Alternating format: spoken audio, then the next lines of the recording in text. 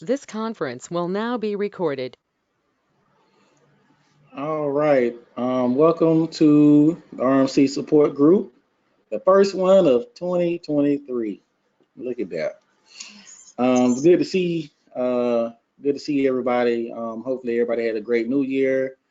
Um, praying for good and clear scans this year. We want to see a lot of clear scans this year. So that's my prayers for the new year. So yeah. So um, guess we can get started by going around and if you got any questions, feel free to ask. Aisha, we'll start with you. I know we kind of talked about your son's situation, but if you got any further questions, you can go ahead and ask at this time. Well, just I know, Andre, you've experienced something similar. Have y'all and Richie, you're a nurse. Alexa, are you a nurse? I don't know if Alexa is a nurse. I don't know Oh, that. but are you a nurse, Alexa? No, I'm not a nurse. No. Okay, okay, okay. But I just wanted to just know if anybody's experienced the extravagation and how it affected you, and just how to deal with the ups and downs of the treatment. Like, and it seems like we're living from scan to scan. He also has a cough that came back since he's had pneumonia. We spoke to the doctor about that. The doctor says that inflammation is something that's common with RMC, and that it's a dry cough, nothing's coming up. They said that he can get cough suppressant, but he hasn't had any fevers or anything like that. So we're just waiting on the next scan. Um, I know me personally, like I said before, I only experienced that once. When I was trying to get my CT scan, as far as the fluid and that actually going into my vein. I never experienced that with during my chemo session. Brian, have you ever experienced that, Brian, during chemo? As far as the No, chemo missing your, no, I've been lucky enough that's never happened to me before. do you have the port, Brian? I have a CVC, central line catheter that's tunneled and goes up into my neck and then down into my near my aorta. That's the same thing as a Okay. port. Kind of works the same way. Yeah. But So I wanted the port, but it would have taken too long to schedule it, so they just gave me a CVC instead because I was used to get chemo through my veins, and they had a hard time finding my veins after a while. Like Mm, on my right arm, it's hard to find veins at all. So they usually go through my left, and they just put a CVC in there because they don't want to wear out my veins by continuing to put chemo through directly into them. yeah. yeah, I started with chemo, through my veins, and like they get like real hard, like my veins were hardening up or whatever. So um, eventually, I got the port, and it's pretty much the best thing ever, because you can numb that little area, maybe 2 hours before, what I'm saying, your chemo treatment or whatever, and then so when they stick that needle in there, I mean, it's pretty easy process. So I think that would be, something where they ain't got to look for your veins in your arms or whatever. It's a simple needle stick through the port or whatever, and I mean, you can get your chemo treatment. So I didn't have any issues with my port. Just left a little stuff. Um, I wanted to jump in here a little bit. So I had a port for 6 years, and I did have it one time with a port, but that was at the tail end of the 6 years. And that is also because ports do wear out. And I was getting infusions very regularly. So, in theory, yeah, it can happen because I had a whole bunch of saline sit on my chest and it burned. But the silicone part of the port was wearing out. That made sense. That's one of the signs when they can tell your port's going bad. And I had mine for an unusual amount of time. So in theory it can happen, but that was one time out of probably thousands of sticks. So Wow. a port is a really, really good option. A lot of stuff, especially oncology nurses, are trained to handle ports and to handle that. So a port really improves your quality of life for sure. Wow. Andre, you said that you would numb it. If you didn't numb it, you would be in a lot of pain? You muted. But you muted, Andre. Muted myself. Um, you wouldn't be in a lot of pain per se, but you wouldn't be able to feel the stick. So it pretty much just, saves you a poke, after going through this stuff, you've been poked so many times or whatever, you know what I'm saying? Like it saves the pain of like an extra needle being stuck, into the port through your skin or whatever. So, Yeah, What it's did you just numb whatever. it with? it's a cream, Aisha, that they put on the port area Okay. before you go It's in, like so it numbs it. Okay. Okay. yeah, And they a draw little. blood from the port too? They take the blood from the port as well? They can, Oh, Yeah. okay, but okay. they don't really like to because they have to discard so much blood before they get the amount for the tubes. They have to Okay. discard quite a bit. So if they can get a vein, they prefer to do that. But yes, they can take it from the port. And if you're in a clinical trial, you cannot get it from the port. I Yeah. don't know why, but that's their policy. Okay. Well, we're hoping to get the port soon. We're waiting for them to call us, schedule it, and I'm just like, before his next cycle, we would like to have it put in. So we'll see. Okay. Did you have any other questions, Aisha, about anything besides that? Mm, I no, wanted not to nothing. touch on one port thing real quick. So, what you can do, keep this in mind. So, whenever you first get a port, because they usually they put it on top of muscle, and it hurts a little bit at first. And sometimes for some people, it depends on the body structure, everything. Sometimes they have to press on you a little bit harder. It's not uncommon to be bruised after for it to look really bad.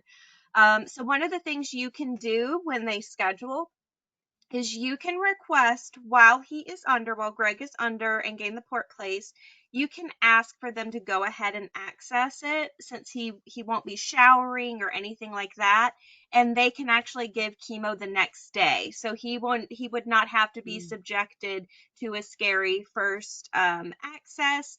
It won't hurt because I actually had that done. I had a very mhm, smart nurse ask my mom because she said, "Well, when is Alexa's infusion?" And she said, "Well, let's do this. Let's go ahead and access it when she's under. And that way, when you take it out, it won't be as sore." And when I was so scared, and when they took it out, it didn't hurt. So I feel like that saved me a lot of pain. So if you ask, because I know at MD Anderson they do that too, if you ask or try to schedule it close to Richie, can you have a port accessed? I think usually they don't like to go longer than 5 days. I don't think. You're muted. you muted. Right. Yeah, no longer than about 5 days. Okay, so if you can get it where he can get his chemo very shortly, I would really recommend that because you're banged up, you're sore, and I think Mhm. that that would really, really help, especially if you explained maybe to the scheduler, hey, can we get it close to, because it's a day surgery. Mm, If they maybe scheduled it the day before and then chemo the next day, I think that that'd be real helpful. Mhm. okay. And then after that, because he gets his chemo, he's 2 weeks on, 1 week off. So then they'd be able to access it again the following week because it'll be a 7-day period. Yeah, So when you say they the usually, and actually, I think Chris was like every week he went in, but normally it holds up pretty good without having to try to open it again. It'll last longer. I mean, Mhm. they'll irrigate it if they have to, just to make sure they have access, but I don't think you'll have any problems No. at all. I mean, it is just so much nicer to have a port. I know it's a Oh little my bit scary gosh. at first, but Chris just loved it. I mean, the first thing he would holler, "Let's get that Emla cream on." We put the Emla cream on and put that Saran wrap, and we go right on in. And it does make a difference. Yeah. That's the numbing cream you talking about. Yes. Yes. Okay. He made sure, and I mean, he would put goo gobs on it. He would just saturate it. I said, "Lord have mercy." He wanted to make Oh, sure it wow. didn't hurt. Okay. All right. We got Miss Dorothy in the house. She got on. Hi, Dorothy. There she is. Can you see us? You're muted, Dorothy. Yeah. Okay. There you are. Hey, sweetie. How are you guys doing? We're doing okay. How are Good. you? Yeah. Miss Dorothy, do you want to give us a quick introduction and tell us like your relation to RMC and just give us a quick overview? Yeah, my name is Dorothy. I'm Linda's mom. Linda just passed away on the 13th of last month. Amaka. Yeah, yeah. Oh, they know how Dorothy, I. I'm Yeah. I'm so sorry for your loss, and I don't know if you watched our last recording, but we talked so much about Amaka and how much she meant to us in this group, and we're holding you very closely in all of our hearts and in our minds. And there's not a day since Amaka has passed that I haven't thought about her. So she's made such a profound impact, at least on my life, and I think it's fair to say everyone else's. So you had a wonderful, wonderful daughter, and she loved you, and she spoke so highly of you, and you took such good care of her. You really did. I want you to know that. Thank you. Most definitely, I definitely second that second that opinion. Maka's just her charismatic attitude, even though she was suffering through this horrific disease, her spirit and her energy, I can still feel it, throughout these support groups or whatever. So she definitely will be missed. I'm gonna carry her spirit with each and every one of us, and um, so yeah, most definitely. So thank you for joining us. Thank you, guys. And I thank you, Dorothy, for allowing me into your family. Yeah, she talk Meeting highly of you you guys. Yeah, and Amaka, it was just great. I love her as my own daughter. And I'm just so happy I got an opportunity to meet both of you. yeah. She meant a Thank you lot. so much. Thank Dorothy, you We're so here much. for you. You're not alone. We're here for you. Thank you. Definitely. And Thank if you. you have to pop out if it get too much, we certainly understand. Okay, thank you. But just know Thank we you. love you. Thank you, guys. Thank you. Yeah, they talk highly of you guys, so I'll be popping in here and there when I can. Yeah. Mhm. Miss I Dorothy, wish my you. name is Anna. I didn't get to meet you, Oh but I was yeah, yeah. We tried, but it didn't pan out. How are yes, you doing? I'm okay. I had Mm, chemotherapy today, and I have mm, trouble with my camera, so I mm, can't be on camera. But I just wanted to tell you how much Amaka means to me, and yeah, how much I yeah, think about her. And I've been praying for you and your family. I really, really miss her. She's a yeah, very special person to me. And I told Miss Ritchie that as long as I live, I will continue to try to advocate for this cancer in her yeah. honor. You guys are doing a good job. We'll be having a funeral on the 27th. So Thank I will try to do the what do they call it, the streaming.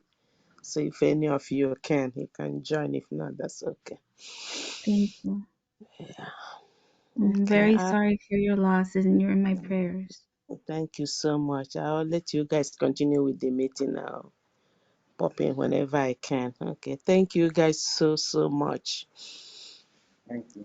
Yeah, thank you. Thank you. Yeah, bye bye now.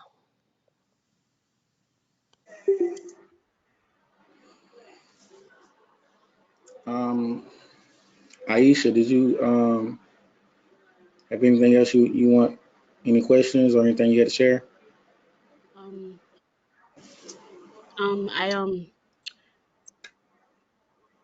I wanted to ask about. I think you were in the military. Are you still active in the military, or no? No, I'm medically retired at the end of last year. That's good. My son, he wanted to join the military at one point, and I wanted to know if this is something that he would even be able to do after having a diagnosis like this. Is that even an option? So the military do have certain waivers, but he definitely will have to have like a clean bill of health and stuff like that. But there are uh, people in the military with like one kidney or so as long as he get through this and feel great, like right now, like technically I could still serve in the military, but they kind of gave me a choice pretty much. They gave me an option, so I was like, Took that option. You took the better choice. I'll take the option where I'm retired and they still pay me. So, Exactly. Win-win. so that's the option I took, but I could, I still physically feel, what I'm saying, feel good. So, Yeah. technically, I still can do my job and, do the physical fitness and stuff like that. So, it's definitely, man, it's definitely still an option, man, with God, anything is possible. So, That is the we can truth. get through this, and if he still want to do it, I mean, I can make a few phone calls, and we can get him in there. Okay. That he'll be happy to know that. We'll get Um, through this first. How long were you in treatment, if you don't mind me asking? I was in Was it like treatment 2 years or longer? about a year and a half, so yeah, about 18 months. So I got my kidney removed first, Ooh. and I began treatment right after that at MD Anderson, and you know, been through all the different chemos. So, I started on one chemo session, it worked for a little while, and then the cancer became resistant. Then they transitioned me to, immunotherapy, then like another chemo, and then radiation in Mm, conjunction with, I think I took like carboplatin and paclitaxel in yeah. conjunction with, targeted radiation uh, before I got my clear scan. So, a lot of chemo treatments, but it's definitely possible, to come out on the other side. It's positive mentality and you know, my faith in God, really. I mean, that's uh that's pretty much how I got through because, sometimes, you can get, easily discouraged with, some of the results of your CT scans. But if you just keep pushing forward and, I just call it, it's a small stumbling block, in my way from where I'm trying to go or whatever. So just keep pushing forward and, definitely come out on the other end. Um, or Greg's doctors, are they talking with, Dr. Masal and Dr. Tanir? So Dr. Chenier, he has spoken with Dr. Chenier. Dr. Mazal, I don't think so, but I know that he was out for some time. But the Dr. Shaw today was not in, so he's gonna be in the next time we go next week. So we plan on asking him in reference to that, as far as also his genetic testing, because they did some genetic testing. So we wanted to find out the results of that. We did ask though about the kidney being removed, as if that was an option, and we wanted to know if it was, and he basically said that until the cancer is gone from the other areas, that they wouldn't consider removing the kidney. Um, so I don't know how that works. I've read different things where it's been removed and from people, and then they've done the treatment, and I don't know. Yeah, I think what they try to do initially is shrink the tumors first, because Mhm. if they remove the kidney, they can't start chemotherapy right away, is their rationale behind it. And so if they give you chemotherapy and shrink the tumors, and then when they feel like they've shrunk some, then they'll usually remove the kidney, and then once you heal, start the chemo back up. So that was my understanding. Anna, you may have something you want to say regarding that. Yeah, that's my understanding. And Dr. Masal has put together a website called the RMC Alliance. And Okay. in it, he outlines what the basic recommendations are at the beginning. And so, as Ms. Ritchie said, yes, they want to see tumor response first before they go in and remove the kidney. And that's what they did with me. I had my kidney removed after I had been on chemotherapy for about 3 months. So I started in July. I went July, August, and then my kidney was removed by the end of September after Okay. they saw that the cancer was responding. When you say the cancer responding, was it responding in the kidney or was it responding throughout? Because with Gregory, he has it in his kidney, he has it in his liver, as well as his lungs. So we have had the first scan after he had uh, 2 rounds of the chemo, and everything was getting smaller, which was great. Um, and that's when we asked about it, and we were basically told that it would have to be only localized to the kidney and not in the other areas. That's what we were told. So Yeah, that's why. yeah. I'll post the reference in the chat, Okay. and that's a link to the website, and it has that information. And because they published an article actually about how it should be treated, what the recommendation is based on several experts in this cancer. And their Hmm. recommendation is as long as there's tumor response, then there is a benefit of removing the kidney, even if the cancer is in other locations, so long as there is clinical response to the chemotherapy. Thank you. So Appreciate I'll it. put that in for you. Yes, I appreciate it. I see it. RMC. Yeah, Alexa put it in. Yep. I'm Thank you. taking the pictures too because I don't know how to do the transcript and transfer the chat. I don't know how to do all of that. Brian, How did has you? it been for you, Anna, since then? So you had it removed in September. So how has things been for you? So I had it removed in September of 2021, Oh and wow. then yeah, so it was more than a year ago, and then we at that time only thought it was in my kidney, Mhm. and I finished 12 cycles of chemotherapy, and we thought I was doing okay, but they found spots in my liver afterwards, and then they biopsied those, and it turned out that it actually had spread to my liver. So I got restarted on chemotherapy in August of last year, and I've been on chemo now for the last uh, what is that, 4 or 5 months. The first one we tried didn't work, so now I'm on a different regimen that appears to be working. And I'm hopeful that Dr. Masal said he wanted to, treat with chemo and then maybe radiation to try to rid of it because right now it's only in my liver. So I'm hoping that it just stays that way. Okay. Yeah. Yeah, That's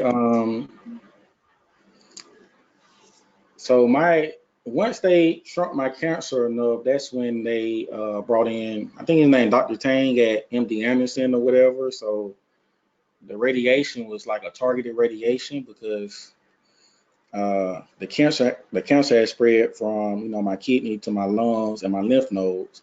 The cancer in my lymph nodes were real resistant or whatever, so they went in and targeted uh, those specific cancer cells in my lymph nodes, which I think really helped me get to where I'm at now or whatever. So yeah, most definitely it helped in my situation.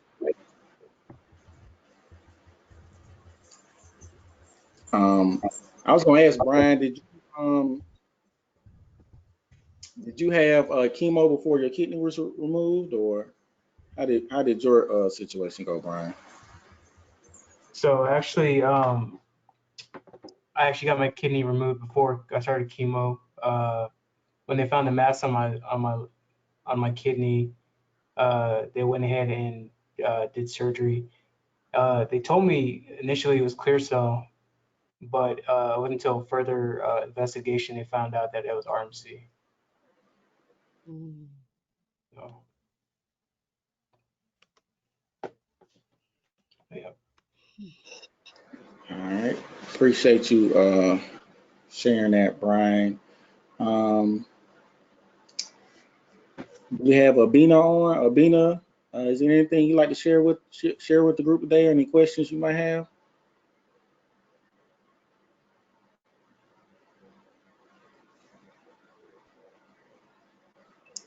Hi, hi everyone. Hi. Yeah, so happy to see everybody. Hi Brian, it's been a while. At this point, yeah, I wanted to find out. My doctors initially said they wanted to do radiation because they found some spots on my liver, and then later they said no. They were going to try the new regimen, and I think so far I am responding to that chemo. That's the doxorubicin and then the gemcitabine. So far so good. I'm just hanging in there. Yeah, What's going on with your transfer to Peter McCullum? McKillum. Yes, I am still waiting for the referral. I have to see my doctor next week, so I will just seek for referral. But I'm still on the chemo. Okay. Yeah. Thanks for sharing, Abina. I'm glad you're doing good. Happy New Year to you. Same to you.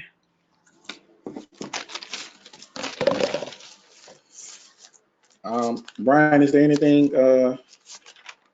you need to share with the group, or any questions you might have? No questions for me.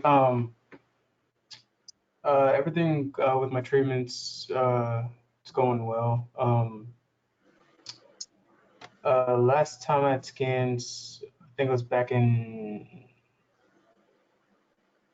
maybe November, October.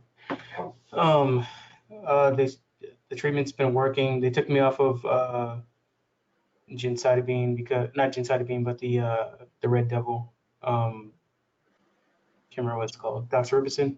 Oops, yeah. Yeah, because I reached my lifetime amount that I can have. So they took me off of that. So now I'm just on the gemcitabine and the trial drug. And they said my cancer is shrunken 32% overall so far. So everything's working well. I get scans again at the end of the month. So hoping that everything keeps trending in the right direction. So Okay. yeah.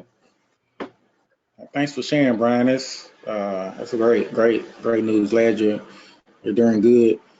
Did you already had radiation already, Brian, or is that Yeah, something you're so trying? I actually had radiation. I had sessions or two different sessions of radiation. First time I had radiation was on my lung, and then this past time it was on my liver, or maybe in reverse. But they've hit both spots already. So Okay. And how did the radiation help in those areas, those specific um areas? yeah, I mean radiation wasn't that bad. They did say they probably saw some inflammation in my last scans, but they said that's normal with radiation. So I think around or right about around now it should probably be going down a little bit. So probably in the next scans I'll be able to see a little bit more. Okay. The radiation definitely is a easier process. Oh, You go definitely easier. you go Yeah. in and you're done, and within about 30 minutes, and you out of there. So definitely an easier process than the chemo. Um, Anna, did you have anything you want to share with the group, or any questions or anything? No, I'm all right, Andre. I'm just getting through chemo. It's so this the one I'm on right now is hard because I have to go every week. I get 3 weeks of chemo and then 1 week off, and I actually have to go twice a week on Mondays and Tuesdays. Um, and it's just kind of exhausting. So I only feel good for like a day and a half before I have to have chemo again. So that's just been really hard, but my last CAT scan was at the end of November and it showed, a good response. So I'm hopeful that the next one does too. I have one in about 2 weeks. Um, and so I don't know how much longer I'll be on the chemo and then, what the next plan is, but otherwise, I mean, I'm tolerating it. You have side effects and stuff, um, but I'm I'm keeping up the hope and the faith and I keep going. So I'm glad Is to that hear that. Yeah. is that a trial that you're on, or is that where you do the chemo every week? Um, You know, it's not a trial because Dr. Masal put me on it thinking that I was going to be on this treatment until I could get there and start a trial. But then I was responding well, so he's kept me on it. It's the three drugs I'm on are um the first one is a monoclonal antibody called panitumumab, which I think Kevin was on. And then I'm on carboplatin again, which I had been on before. And then it's a different formulation of paclitaxel called NAB paclitaxel. mhm. And so the thing is that I had been on so much carboplatin before that I developed an allergic reaction. And so now they have to infuse the carboplatin super, super slow. They infuse it over 7 hours on Tuesdays. So that's what I had today because I had like almost had anaphylaxis. And so they have to just give it to me super slow. And that's why I have to go twice a week. So it's Okay. kind of similar to what I had before, but now they added this monoclonal antibody. I Okay. had a question in reference to the carboplatin. What? How do you, I know you said anaphylactic shock. Um, how how has the treatment been since they've extended it? Because that's what I'm noticing with my son. It seems like he's reacting to that particular chemo. Oh, really? And How is he reacting? What are his symptoms? so what well, he had the extravagation on the 20th where it went In outside the of the vein. vein. Yeah, Yeah. but today he had it, and when he had the extravagation, that's what triggered it because he had the Paxitaxel, and infuse that over a 4 hour period, and then they do the carboplatin over a half an hour. And the last time he responded because I guess it wasn't going in his vein. But today, when they gave it, it got, when they first administered it, he said he got a sharp pain that went all the way up to his ear on the side that they were administering it on. And then they gave the saline and they were diluting it, and then they extended it over a 45-minute period of time. But the site in which he was getting it, it got a little red, and then it got redder again. But then they stopped the treatment and then they flushed it out. And when they started flushing it, then the redness went down. So I'm thinking he may be like reacting to that particular chemo. Yeah, that sounds more to me like a localized reaction. It sounds more like it's an issue about the IV or how the carb was flowing into the IV. Okay. Because anaphylaxis is diffuse. It's like your whole body. So I had hives all over the bot, all over me. I felt like I was going to throw up, pee and poop at the same time. My Wow. throat got swollen. My feet were numb and tingling. And so the risk of anaphylaxis is that where it can be very dangerous is that your throat gets so Your throat swollen that you closes. can't breathe. Yeah. Yeah, and it doesn't sound like he had that. Okay. You would No, have he didn't seen have it. that. You would have seen it, he would have felt it. It's really traumatic. And I didn't actually have anaphylaxis. I was just getting there. I was like Mm. almost, my voice was really hoarse. So I don't think so. I think that sounds more like an issue of The the IV line, the IV, and hopefully that gets better with with the the port. port. Yeah. And usually with carboplatin, when people get this kind of reaction that I had, is after they've been on it for a long time, they take a break and then they restart. So, and Mm. that's the case with me because I took carbo for, like I said, 12 cycles. I stopped for about 4 months and I restarted in July. And so that's when Okay. it happened. Yeah. So hopefully that's not what he has. It sounds to me like it's different. Okay. Okay. Well, thank you. Hmm. Yeah. Definitely experienced with the carboplatin and the paclitaxel, like the hive, like all over, all over your body. So I know that's definitely like, one of the side effects is like I don't know, I just felt, I was itching all over the place, like my whole Yeah. body or whatever. So with that specific chemo, that's the reaction, that I had. Yeah, he was itching and he got like some bumps on his back, so he's taking Claritin on a daily basis, and that has caused it to where it's not spreading, and it's still itching him a little bit, but that's it. And he did have a reaction to the Paxitaxel and the other one, but they're now doing it over a longer period of time, so he's not experiencing the where he can't breathe and he's getting hot and he's flustered and flushed. He's not experiencing that anymore, thankfully.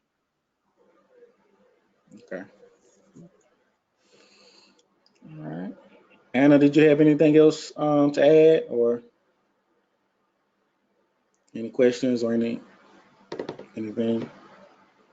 No, it's just good to see you all and hear from you and hear that folks are doing well. Thank you. I'm all right. Good to see you as well. Happy New Year. Happy New Year to you.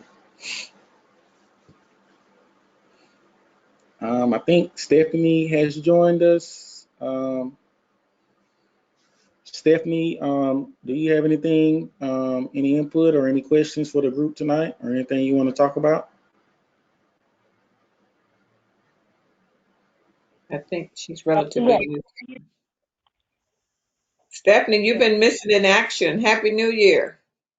yes. Hi, happy New Year to everyone. Yeah, I've been out, been a lot of things been going on my end here. So, uh, but yeah, I've come in and see how everybody's doing, and just to hear everybody's voice again.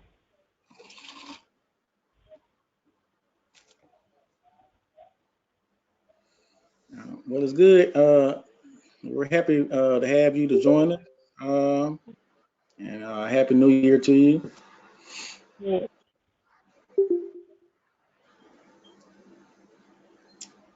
Um, Alexa, do you have anything to add or anything to say? Yes, Andre, as a matter of fact, I do. I want to touch. Oh, there's Anna's beautiful face. We can see her.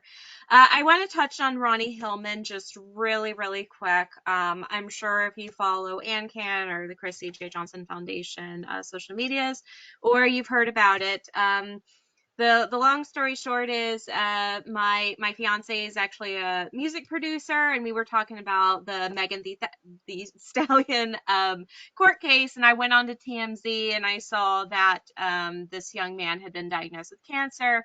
And just because obviously cancer is what I work with, I'm always curious about celebrities who are diagnosed with cancer, just because sometimes it can be an educational turning point for people because you can have experts come on the TV. So when I saw RMC, Ronnie Hillman was a football player in the NFL for the Denver Broncos. When I saw RMC, I immediately reached out to Richie. I immediately reached out to Rick. And I got to work the next morning. Richie and I both put in a lot of hours and work in trying to raise awareness, use this as an opportunity to raise awareness. Unfortunately, by the time that they announced Ronnie's diagnosis, he was already in hospice, and he died within 24 hours of being of the public diagnosis. So there wasn't a lot of time. And unfortunately, how the news came out is that it was either a former teammate, it was a sports reporter, it was somebody who said that he was dying of liver cancer. That person incorrectly stated basically because his cancer had metastasized and he was stage 4, he had very advanced cancer. So, yes, it was in his liver, but it was RMC. And so many people kept saying over and over and over, so he's dying of liver cancer, or that's his diagnosis. And one of the things, because I like to tell people advocacy is something that we do just in having conversations, is if Ronnie's name gets brought up, you can talk about, no, it was RMC.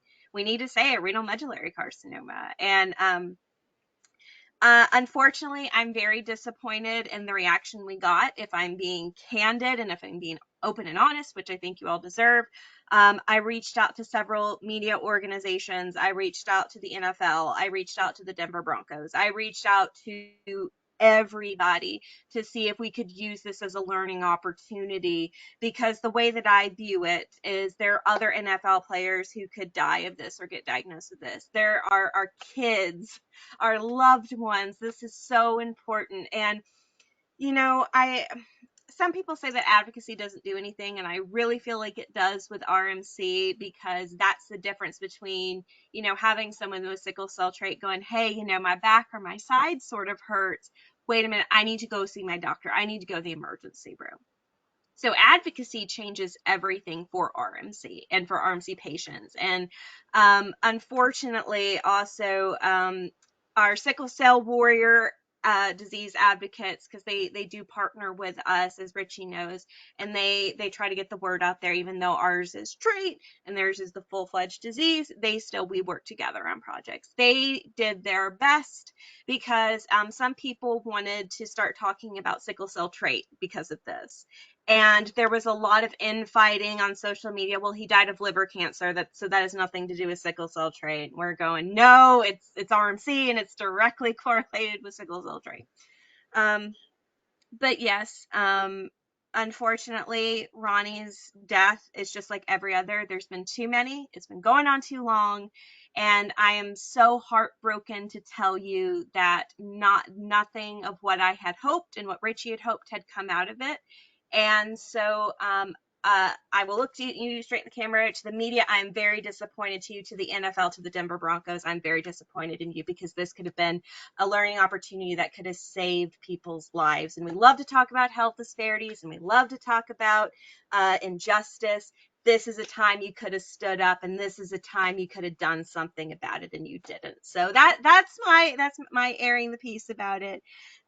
So yes. So one of the things, what can we do now? Because we tried everything from our end. If Ronnie's name gets brought up, talk about RMC, talk about sickle cell trait. My fiance is a testicular cancer survivor, and so he started telling everybody, check your testicles, because we don't like to talk about it. We need to tell people, hey, your kidneys are important. This is important. Sickle cell trait's important. Do you know your status? So I feel like, unfortunately, even though the media didn't do very much, even though a lot did not happen, and Richie and I both feel like Ronnie was failed by the medical system, just from some stuff that we know. We are very angry about that. Just feel free to use this as an opportunity where you can share and spread the word about RMC and sickle cell trait. And that is my soapbox, but just know that we're always fighting for you. We're always advocating. We're trying to think up new and different ways of how we can bring this in the public sphere and awareness, because I feel like that's what's going to really help RMC. So thank you. Thank you for coming to my TED Talk. I would like to That's just piggyback on that if I could. I did also reach out and absolutely no response from anyone. I just knew that this would be an opportunity for us to capture, and get a little more headway in this. But it's just unfortunate. I think too, as far as Ronnie is concerned, and it's just based on what I read, he may have been diagnosed in August, so it was really just a short life lived. And I talked with Dr. Tanier as well as Masal. No one had reached out to them. So it just let you know that our physicians still need to be educated in regards to sickle cell trait and renal medullary carcinoma, because it's just happening much, much too often. There are people that we don't even know about that's being diagnosed, with this cancer. And it is unfortunate. They're always talking about diversity, but I think it's all lip service. I don't see anything being done. And if anyone needs um, access to clinical trials, it's our group. We're being denied access. We're young people involved, and they're being denied access because of their insurance plan or lack of. And this really needs to stop. I mean, I'm really, really frustrated, with the system right now. And, you know, them talking about Ronnie, was it sincere? It's almost like the flavor of the day, because after about 2 or 3 days, that was it. You know, I wrote TMZ, the Broncos too, and just thinking that this would be an opportunity, at least the NFL could educate. It would be so important. You know, it's just unfortunate, but we will keep working. We will keep working. Thank you, And Alexa and Miss Ritchie, for that work. I have just a quick question. The NFL has like a community outreach part of it. Did you guys reach out to them? And we were ignored. They just did Ve- nothing. Very sad. The way that I view it, is how many more people, number one, have to die? And yes, if I seem angry, I am, and I call it righteous anger. How many more people have to die before we start taking this seriously? And the reality is, it doesn't even matter that Ronnie was an NFL player. He was a human being. He was created in the image of God, and his life mattered as much as Amaka's, as much as Caleb's, as much as everybody else in this group, as much as Chris and Carlos. And the reality is, I feel like the NFL has a lot of social responsibility for being such a large organization with resources and money. And I mean, think about that the NFL is largely consisted of people of color, and think about the people, the children who are in football right now who look up to those celebrities, and they could have sickle cell trait, and going down the path of doing NFL when they have the sickle cell trait, because we know that exercise and sweating and dehydration can link to RMC with the sickle cell trait. I consider this irresponsible, reckless, I have so many choice words I like to say, but I'm not going to say, that I feel like the NFL dropped the ball on this, because this could have been the thing that we could have educated people on, that we could have saved lives. And I'm not being dramatic here. We could have saved lives and prevented RMC if they had chosen to do something. So again, if you're watching this NFL, you can hit either of us up and you can change this, but that's my opinion right now. Yeah, it's very unfortunate. Yeah, and he's not the only NFL player that has died of No, RMC. There's been Yeah, others before. there have been others. Titus Davis died 3 years ago. NFL player. His brother Corey Davis plays for the Yeah. New York Jets or whatever. So, Hmm. and you know, a lot of people get misdiagnosed, and they pass away, and they think that RMC is so rare, but how rare is it if you keep getting all these different cases and these people keep getting misdiagnosed? So it's just, I don't know. It's sad. That's sad. Ignorance. It's ignorance. They don't have a desire to want to learn. I'm sorry, but that's just the way I feel. Is it learning or is it just ignoring? Honestly, because they're aware. Well, a lot of people lack education, including some of the medical physicians, and that's why the patients are misdiagnosed initially, so that they're not aware. And I hate to say it, I think it's because it tend to affect more minorities than anyone else. I hate to say that, but I think that's reality, Yeah. you know? So it's a lot of work. I had even reached out to Academy of Pediatrics. I guess it's been Mm. a couple years ago, and I think I need to revisit it. And I could not get anywhere. I could not, they would not even put me in contact with someone to talk to see if we can get some protocols in place for kids that are diagnosed with sickle cell trait, when they start off at the pediatrician's office or somewhere. And the first thing I hear is don't want to scare the parents, but it's not an issue of scaring them, it's an issue of educating them so they can be aware of what to look for, you know. Richie, what I can say to that is, like I said, when you have a baby, they test for everything, and you don't Yes. even realize it. And my son was born in 2001, and I just received a letter in the mail saying that he had sickle cell trait, and that was it. Even if they put a letter in the mail that and also put because he has this, make sure you get an ultrasound of his kidneys annually, that would have done something. So it Mhm. doesn't take much, but maybe the Department of Health in my state had to send me that to notify me of that. Why isn't it not something? Because they know. The Department of State, they know. Education can start simply with including in that letter, Mhm. make sure that you get an ultrasound every year tell you that you have a basis to check the kidneys and to see what's going on. It could also say, you don't have to, maybe your child, because they have sickle cell trait and this is traced towards extensive exercising or playing sports, maybe monitor that more closely or try not to do that. Something as simple as that letter, because when you get that to a mother who just had a child, they're going to take that seriously. And I've Exactly. always told my son, you have sickle cell trait, but I never knew to tell him anything other than you have to be careful with whom you have sex with or you choose to have a child with, because if they have the trait, then your child will have sickle cell. That was the extent of it for me. But if I would have known, I would have had the scans. Even if I had to pay for the scans myself, I would have done it to prevent this. So And Richie, it goes back to the belief about that sickle cell trait is benign, that it's only an issue when you have the sickle cell disease, when you have two individuals that come together, have a baby, and they have sickle cell disease. And that, I feel like, and Richie, correct me if I'm wrong, it feels like people who've gone through medical school still believe that. People who are in oncology still believe that.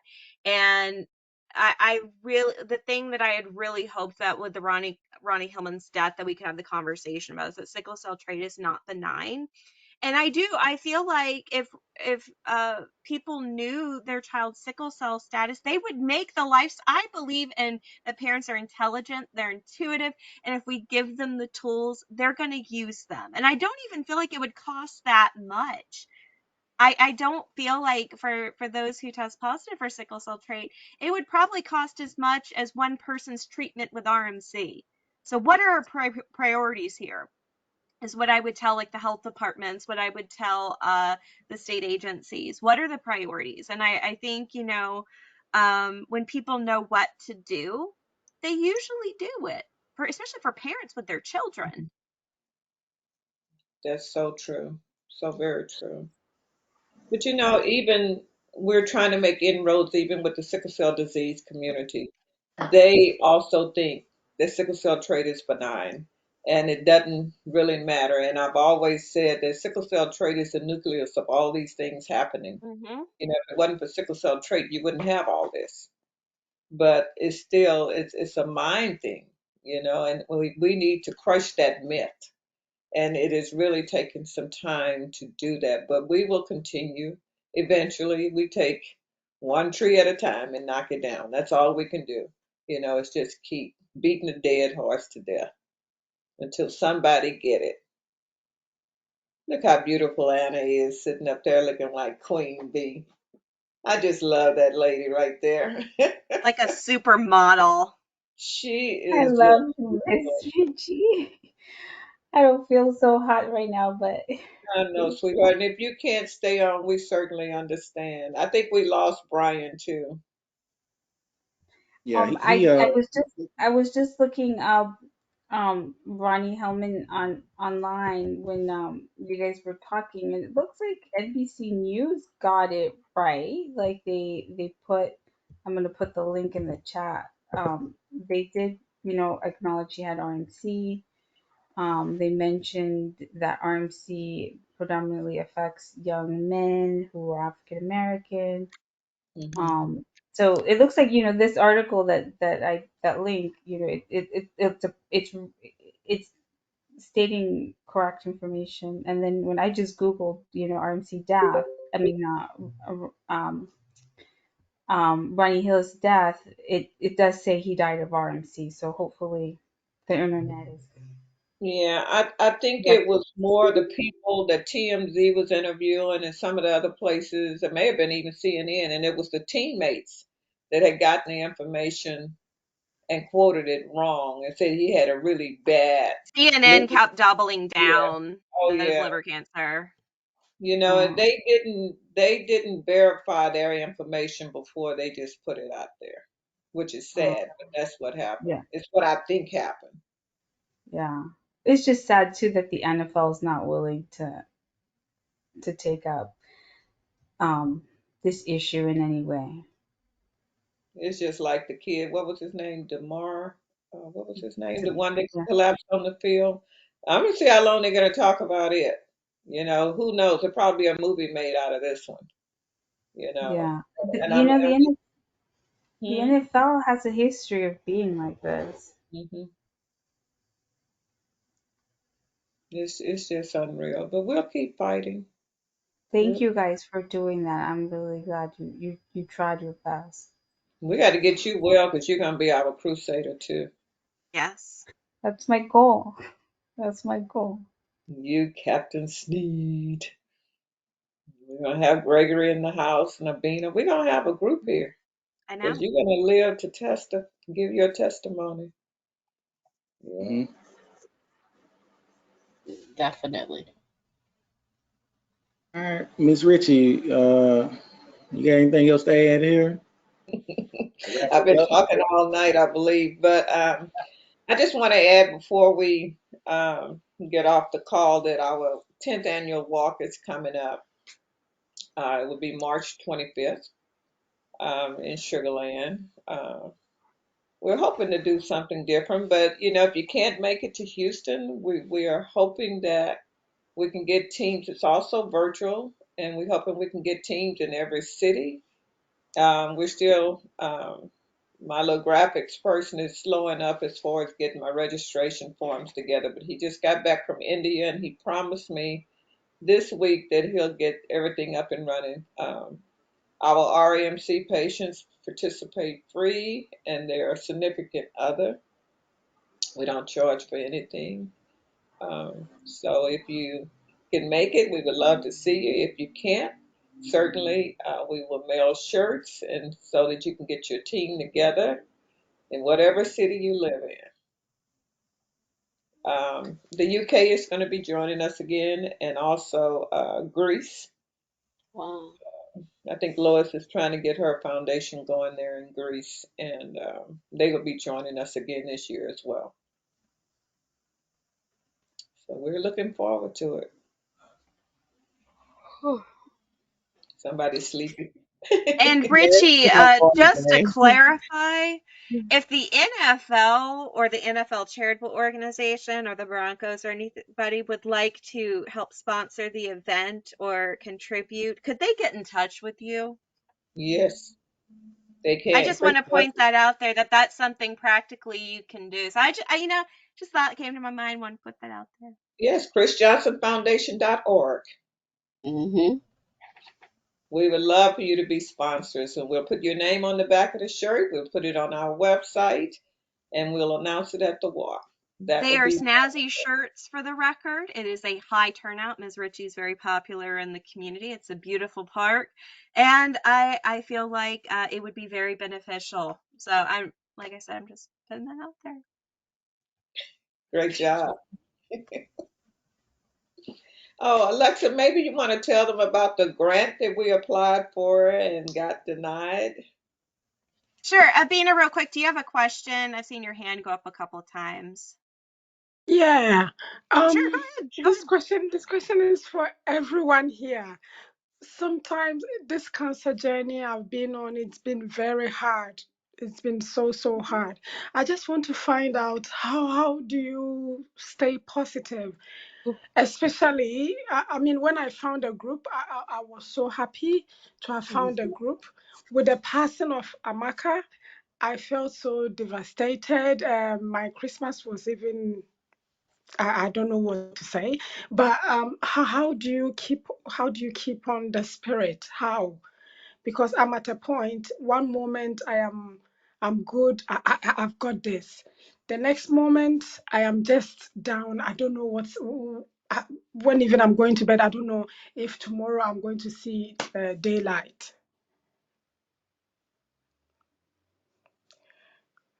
Yeah. Thank you. Thank you for bringing that up, Abina, because I think it's something that we all struggle with. It's very hard, and it's it's okay to be sad because this is a really sad disease. Um, and I like you. I was really my heart sunk so low after Abina died. I felt really sad. And also it affected me during Christmas. So I echo how you feel. The things that help me are my kids. You know, my little son in the morning gives me a kiss, and that's just like, I just cherish that, you know? I think all of us know that life is never a guarantee for anybody. You know, people could die tomorrow, right? There could be an earthquake, there could be a sudden heart. So I think having gratitude for what you do have, and focusing on today, because today is the only thing that is guaranteed to anybody. It's all you have is right now. It's not yesterday. It's not tomorrow. It's today. That helps me. I have a little journal of gratitude where I write down the things I'm thankful for, and I do that regularly because that helps you focus on what is going right as opposed to what's not going well. Um, I pray a lot. I meditate almost every day. When I can, I go for walks because sometimes just going and being in nature helps a lot. It helps you reduce your body stress. Music helps me. I talk to friends about things that don't have to do with cancer, just normal things, you know, their stuff they're going on with their kids or the house or their work. Um, And I have a therapist that I see regularly, and I talk to her. I also have another support group that's all women with cancer.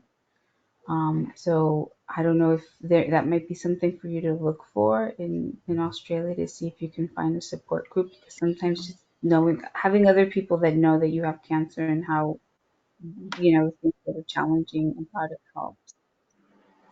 Um, but all of those things I have to do to take care of it, and it's still hard, and there's still days I cry a lot.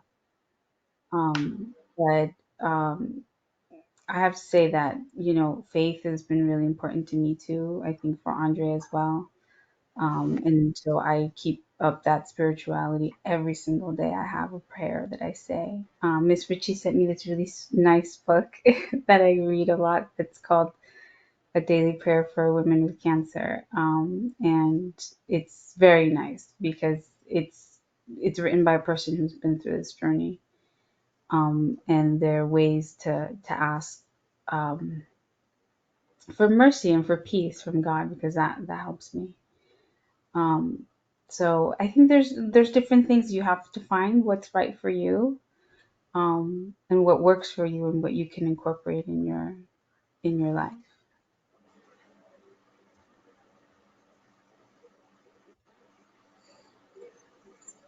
Well said. Well said, Emma. It was And well said. I also feel like being present, being as present as you can, and taking today for what it is. Because I didn't have RMC. I'm a two-time thyroid cancer survivor, and my second time that I was diagnosed, I actually told Anna the story when we were taking her to the airport. I was told that my cancer at that point was chronic, and I was going to be living with it. And what happened is I went into spontaneous remission, because it does happen. I actually did not believe them when they told me that I was cancer free, because I'd been in treatment for around 2 years, and my next scan was clean, and it's been clean ever since. And I think about sometimes, because there were some days I'm like, this is going to be my life. This is just, it is what it is. And there are some days I took it really, really hard, and it changed. That wasn't my situation, that it changed. And that's, that's always great to know that situations can change. You know, even doctors are wrong. And, one of my favorite things, and I'll put in the chat, is there's actually a sermon that my Brian and I, that we listened to, and we still listen to, and it's called "Tomorrow Belongs to God." Okay, and anytime I need a reframing, or I'm living too far in the future, as my mom says, we have grace for today. It's just for today, just in the 24 hours. I think about this sermon, and it just really sums up there's so many things I could tell you about it. I'm going to put it in the chat, but it's really fantastic. But just keeping that in mind, of being present, that it today, and the thing like Anna said, unfortunately, just even like that NFL player, you can go into cardiac arrest being a healthy young man. You can get in a car accident. So we know that we have today, everybody, RMC diagnosis, cancer diagnosis or not, we know that we have today. And so just being grateful for the things that we do have. And I'm gonna be honest with you, whenever we lost Caleb, I actually thought about getting out of nonprofit work, because it crushed me when I saw his and I see Richie nodding, when I saw his funeral program, and it was Super Mario and toy themed. In no good universe should that happen. That Jelena should have been planning her 8-year-old son funeral. That's just horrible. That's horrible. And even me as a provider, I've advocated for RMC for now. It's gonna be 3 years this year. Patient advocacy is my day job, and I want you guys to all know, as kind of it is for Richie, it doesn't get any easier. It's still hard when a loss, but the good news about it is that meant that it mattered. And it meant that that person mattered, and that they had an impact, and they had an impact on you, and they had an impact on all of us. And as hard as that is, you kind of come to this place of realizing, this really does affect me, makes me sad. I give into it. I let myself grieve. I let myself be sad because it is sad. It's tragic. It's horrible. And it's okay. It's okay to be sad, and it's okay for it to affect you, especially when it's close to home, when it's the same diagnosis. It's scary. It's, oh my gosh, am I next? There's so many thoughts you're thinking, and all of those are okay. My mom has a saying of, camp there, but don't move in.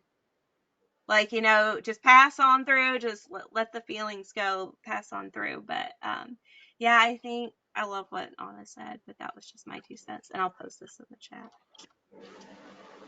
And just to piggyback, I agree with both. It is a mixture of emotions, um, but I think trying to find the positive each time is what it takes. And you know, I think what I had to do in Chris's case, his friends always wanted to know what was going on with the cancer, so I had to be like a gatekeeper. And I told them if he wanted to talk about it, that's all well and good. But if he did not, you talk about things that happen in school, fun things, so that he can laugh and really get his mind off of what he's going through. And that did work. All those calls had to go through me before they could reach him.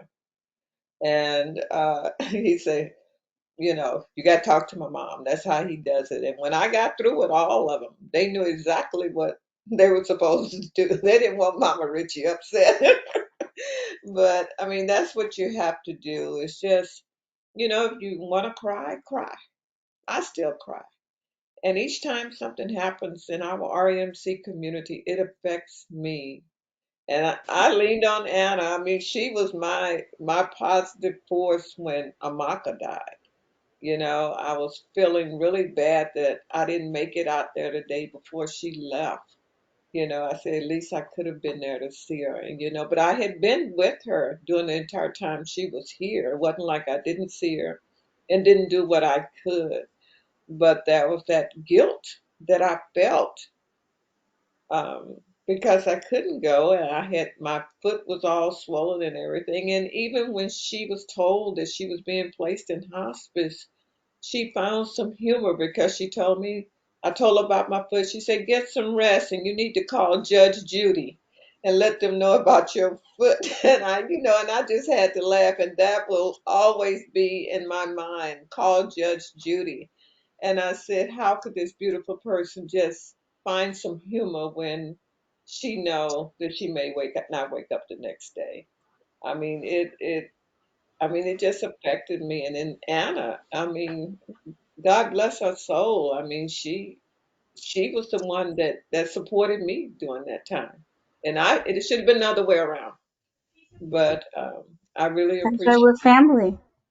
exactly we're our family, and that's what I love about this group. I honestly don't think there's another group like us. I mean, I just think that we have so much love. We may be small, but we're close knit, and there's so much love. You know. So don't give up, Abina. You got us to bounce on. We can get on Messenger and we can call each other. We can call each other on Messenger. I use all those platforms.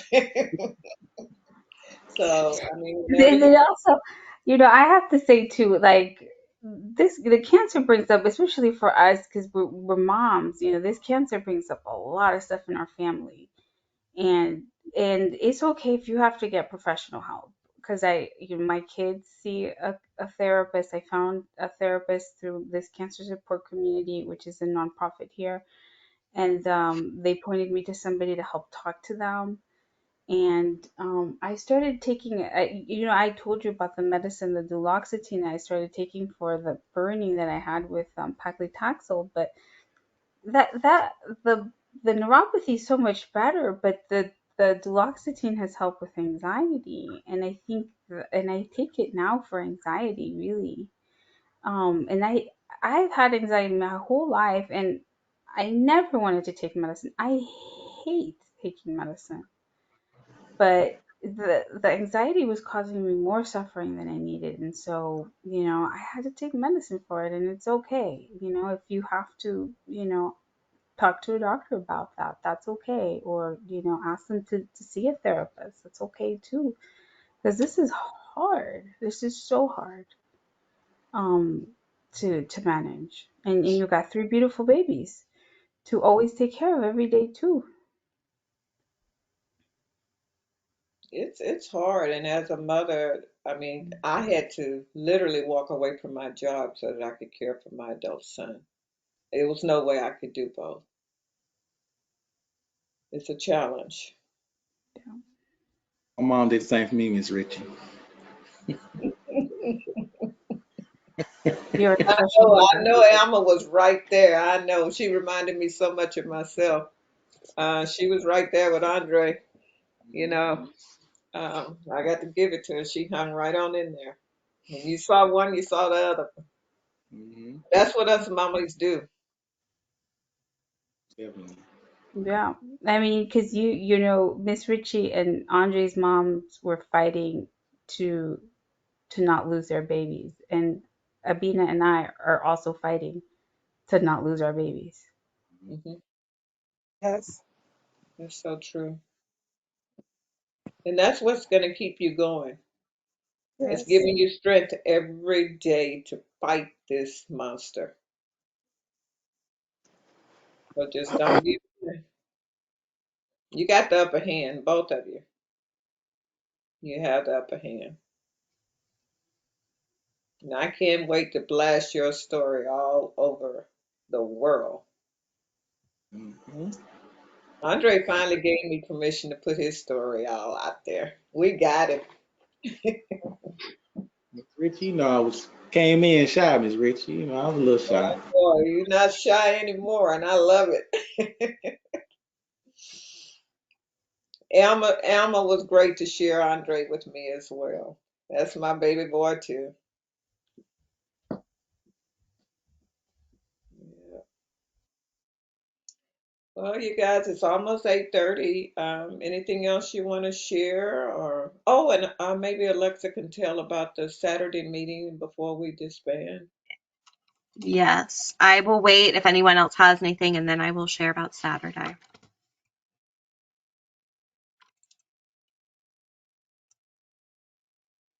I'm going to take that as a no, but feel free to change your mind.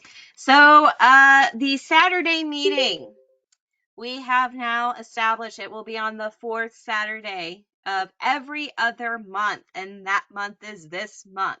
So that will mean that the next RMC meeting will occur on the 28th. So we will be there. It is our morning meeting, so our international people can join, and of course, anybody anywhere can join. We are looking forward to that and getting that officially up and running. That it will be on the fourth Saturday of the month. And hello, Rick, welcome. What time would that be, Alexa?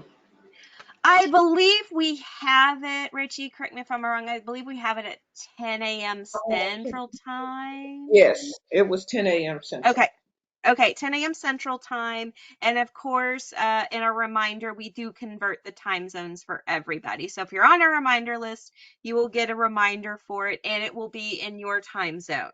So we do the hard part for you because, as Rick says, we limit the acts, the barrier, and any barriers, we take them away. So if time zone ain't your thing, we got you covered. And hello, Abina, please introduce us to your baby.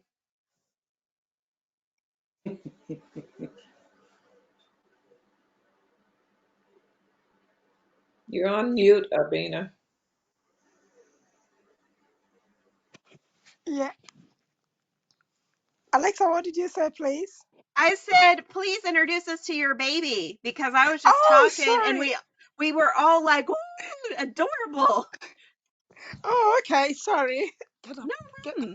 She's acting all shy. Yeah, that's my last born, my third born. Aw, Mommy, she's 4. Say hello. my sweet girl. It's She's cute. always in my videos. Aw. Yeah. Yeah. Thank you for sharing her with us. Thank you. That's And all So from me. And Anna has two lovely young men. I don't know where they are right now. I had the privilege of meeting them a while back. Where are they? Are they asleep or somewhere, Anna? My babies are they're doing their homework. Oh, okay. Did you get the card? You saw the card I sent you, Miss Ritchie. You said what? You got the Christmas card of them, right? Yes, beautiful. My I big think I boys. text you back to tell you. I Okay, think I yes, you did. did. Yeah. You did. You did. Oh, beautiful family. I had the opportunity to meet each one, and they're so mannerable, just sweet little kids. Thank you. Hey Rick, how's it going? It's going, it's going. How's it going? Hi, this hair's getting, I know why you're wearing a hat, because this hair's getting longer, Captain. Yeah, They yeah. wouldn't believe it on the base. They won't believe it on the base, man. I'm far removed from the military here. Definitely not, Yeah, definitely not a regulation here. there's no regulation, no. We love it. And Dr. Anna, how are you? I'm doing Hanging okay. in? I'm doing okay. I had chemo today, so I'm probably just gonna step away to get some rest. But I'm all right. Are you? Oh, they didn't. They evidently then they didn't give you enough decks. What happened? Normally everybody I know is flying after their chemo because they got so much decks in them. Oh, I got text. It's just the other stuff is just rough too. Oh, it's counteracting the decks. They need to give you more decks. That's what it is. I don't like it. No, I know. They gave me decks when I got my new hip in August. And I asked him how much he was giving me, and he told me. And I couldn't understand why I felt so great. I mean, I walked out of that. I literally walked out after getting the new hip at lunchtime. I got it in the morning, and I walked out at lunchtime. I was only in the surgical center for like 4 or 5 hours, and I felt great. And the next day, I felt really good, and I drove myself home. And then the day after that, I really crashed from the decks. Yeah. So I get it. I get it. And Aisha, how are ya? Is she there? She said she She must. wasn't I feeling am. I'm well. just not feeling too well, so that's why my camera's off.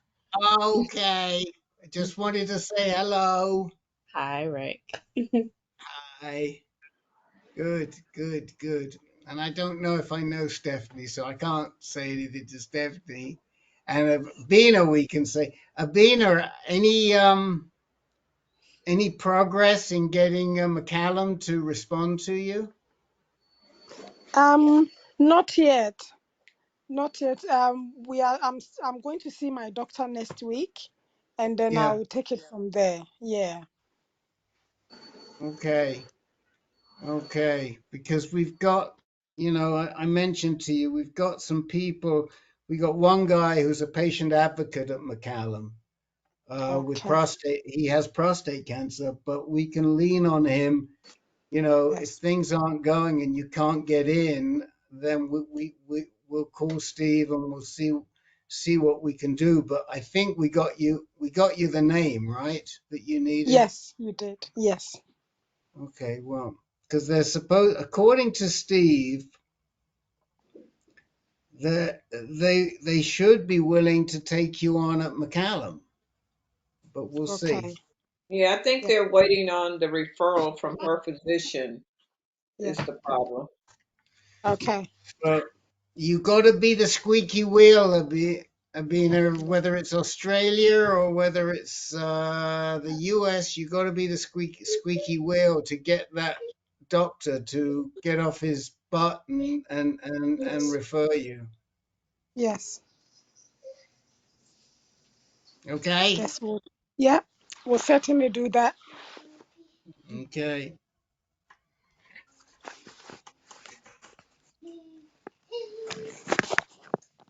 All right. Did you have a good meeting tonight? Yeah, Did we? we were just wrapping up, Rick, before you got on here. Alexis was giving us the preview of our the meeting we're gonna have on the fourth Saturday of this month or whatever, and we had a good meeting Great. though. A lot of great info and input. So yeah, went We good. solved a lot of problems. We aired a lot of grievances. It was almost Festivus. I feel like Festivus was delayed. There were a lot of grievances aired, so I feel like we were very productive. You missed Alexa's soapbox. You did. You missed my TED Oh my talk. God. Did Miss Alexa tell you she's coming to visit? Yes, I told Richie. I'm going to be in Tucson next week, at least this time next week, but I'm flying out Sunday. And Rick and I will be the only RMC advocate who has ever gone to this particular conference. And Rick and I will be doing a conference at Arizona Oncology. So you will be well represented with us. We are going to take you with us. We're excited, waiting on the feedback. Right, right. We're getting Alexa and Brian down to Mm, Tubac, we are.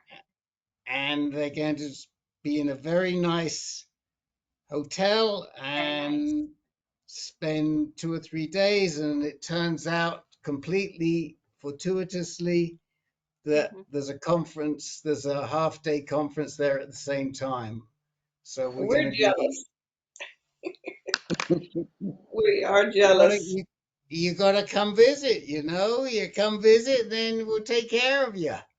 We will have to come visit. The Yeah, RMC Tucson retreat. Put it on your yeah. calendars. Exactly. I've never been to Arizona. Whoa. Have you, Alexa? No, this will be my first time. Oh my gosh. Oh my gosh. There was a guy here. There's a guy staying on the ranch. He's a very close friend of my landlord. And he came down with his son for 5 days. And it's the first time he's been here. And he said, I never thought it was so beautiful. Never realized how beautiful it was. So, how about you, Captain? Have you been to Arizona? I drove through Arizona a few times, but I didn't stay. Just right on through.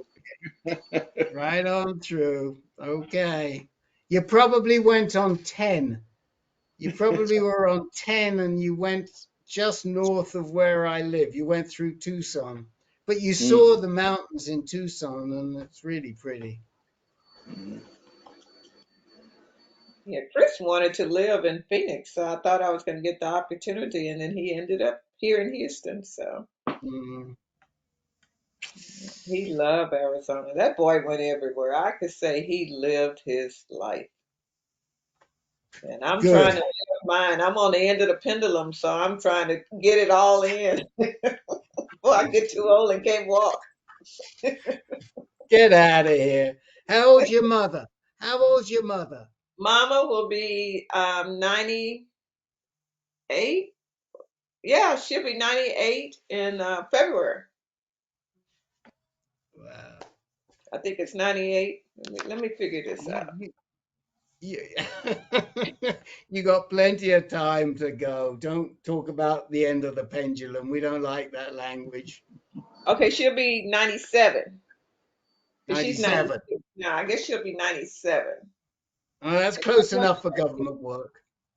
And she's doing great. She's still bossing me around, so she's good. She'll be at the walk. I think Anna got a chance to see her and Andre. Mhm. She'll be out there. I don't know. That bossing you around, it's a tough job, but somebody's got to do it, right? I know. They said she's about the only one that can handle me. I said, oh, well, out of respect. I just let her have her way.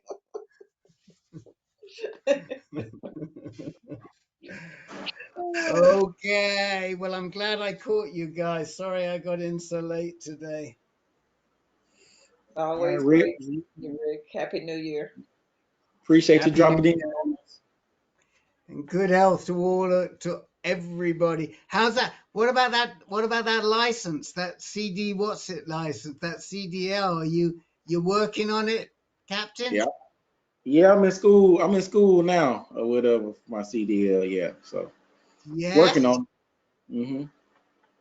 Okay. Are you enjoying the school? Yeah, I am. I am.